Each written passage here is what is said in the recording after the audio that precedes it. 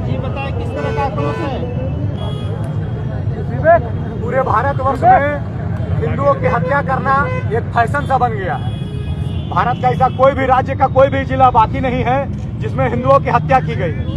और झारखंड में mob lynching नाम के कानून का हवाला देकर के केवल और केवल एक विशेष समुदाय का वोट बैंक बढ़ाने के लिए और अपने स्वार्थ के लिए यहाँ की सरकार काम कर रही है। जब कोई तबरेज नाम का मुसलमान का हत्या हो जाता है तो उसके लिए विषय संसद भवन से लेकर के यूना तो पहुंच जाती है, लेकिन जब हमारा हिंदू कार्यकर्ता हिंदू समाज के एक नाबालिग लड़के का हत्या होता है तो इसके बारे में चर्चा करने वाले लोगों की कमी हो जाती है।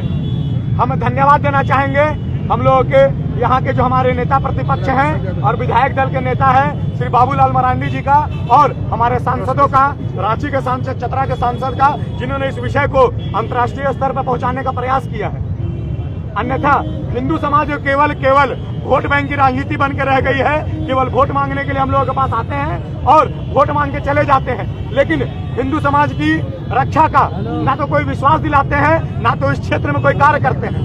आज रुपेश पांडे की हत्या कर दी गई कुछ दिनों पहले और उसके बाद हजारीबाग, रामगढ़ ऐसे विभिन्न क्षेत्रों में इंटरनेट सेवा बंद कर दी गई। ये झारखंड को कश्मीर बनाने के लिए तुले हुए हैं। कश्मीर और जम्मू में इस प्रकार की घटना घटती है तो सारे क्षेत्र में जो है इंटरनेट सेवा बंद कर दी जाती है, लेकिन और अन्य राज्यों में इस प्रकार की घटना आज तक कभी नहीं घटी थी। झारखंड में भी शुरुआत हो चुकी है क्योंकि झारखंड के हिंदुओं को कमजोर समझ करके यहाँ के हिंदुओं को हत्या करने का एक चरणबद्ध जो है इन लोगों का योजना बना हुआ है। क्या मांगे हैं? सिमडेगा क्षेत्र में जब कवि कुमार की हत्या होती है और उसके विरोध में लोग निकलते हैं तो उसका पोस्टमार्टम रिपोर्ट आता है कवि कुमार डूब करके मरा है।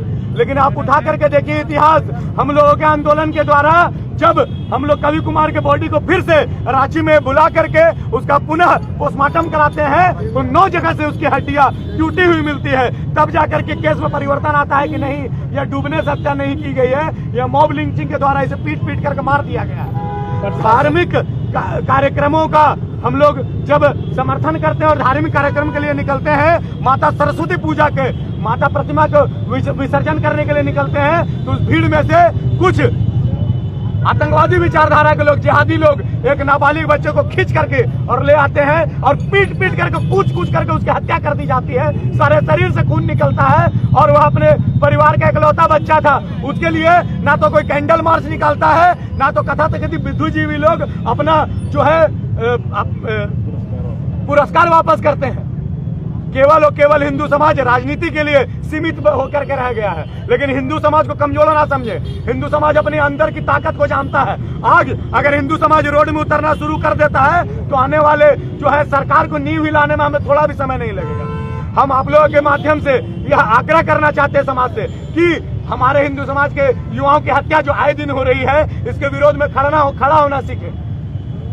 प्रशासन से क्या मांगे हैं? प्रशासन हमारी सशक्त है, मजबूत है, मैं जानता हूँ, उस पर पूर्ण विश्वास है, लेकिन उनका हाथ बांध करके और अपराधियों से लड़ने के लिए भेज दिया जाता है। मैं प्रशासन से आग्रह करना चाहूंगा कि उनके हत्यारों को जल्द से जल्द पकड़े और किस प्रकार उसका हत्या के आरोप में जो पकड़े जाते हैं उनको किस प्रकार जल्द से जल्द सजा मिले, क्योंकि लेट से अगर सजा मिलती है तो वह भी हमारे लिए बहुत शर्म की बात है।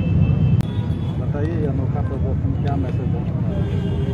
समाज को मैसेज देने की आवश्यकता नहीं है, समाज जागरूक है।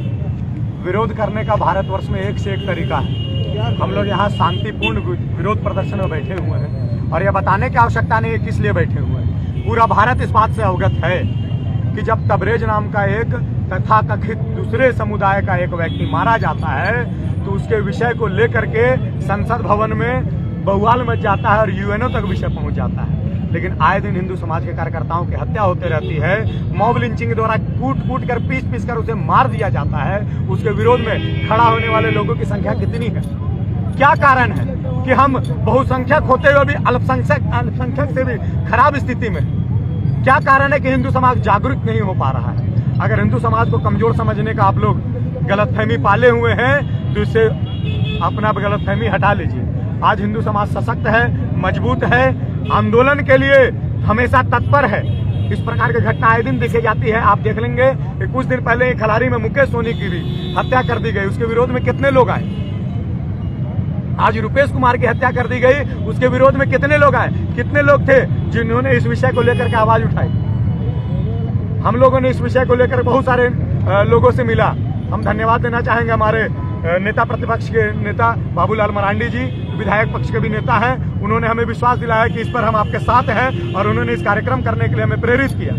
हम धन्यवाद देना चाहेंगे रांची के सांसद हो चाहे खलारी के सांसद हो, जिन्होंने हमारे विषय को लेकर के संसद भवन में आज आवाज उठाई। लेकिन हमारे विषय को उठाने वाले लोगों की संख्या कितनी है? और अगर हमसे आप वोट मांगने आते हैं हिंदू समाज से, तो आपको पहले तो खदेड़ करके भगाया जाएगा अगर आप हमारे समर्थन में नहीं आएंगे। आप हमारे कार्यकर्ताओं के हत्या जब हो जाती है तो आप किसी ऐसी होटल में बैठ करके और शराब पीते रहते हैं, और हिंदू समाज को जब वोट मांगने का समय आता है तो हाथ जोड़ करके आप रोड में उतर जाते हैं कि हम आपके नौकर हैं, हम इतने रईस नौकर की आवश्यकता नहीं है। जो एसी की गाड़ी में आते हैं और हमसे वोट मांग करके अपनी वोट की राजनीति करके वापस एसी की गाड़ी में बैठ करके और 5 स्टार होटल में जाकर के खाना खाते हैं। जो वोट देने वाले लोग हैं वो मर रहे हैं, जो हिंदू समाज के नाम पे और बरगला करके लोगों को अपने आप को हिंदू नेता कह करके हमसे वोट मांगने आते हैं, उनके विरोध में हम बैठे हुए हैं। हम आप लोगों के चैनल के माध्यम से यह आह्वान करना चाहते हैं कि समस्त हिंदू समाज आज जागृत हो, एकजुट हो, संगठित हो, और इस प्रकार का अगर विरोध हो तो जिस प्रकार हमारे लोगों को कूट कूट करके मारा जाता है, उन विरोधियों को भी इसी प्रकार जो है मैं प्रशासन से आग्रह करना चाहूंगा और सरकार से आग्रह करना चाहूंगा कि उन लोगों को कोर्ट में सजा देने के बजाय उन लोगों को हमें सौंप दे, समाज के लोगों को सौंप दे। और समाज के अंदर का जो आक्रोश है उनको देखने को जब मिलेगा कि उनको भी बीच रोड में कूट कूट करके जब मार दिया जाएगा, तब जाकर के उनको समझ में आएगा कि अगर हिंदू पे हाथ उठाएंगे तो उनका असर क्या होगा।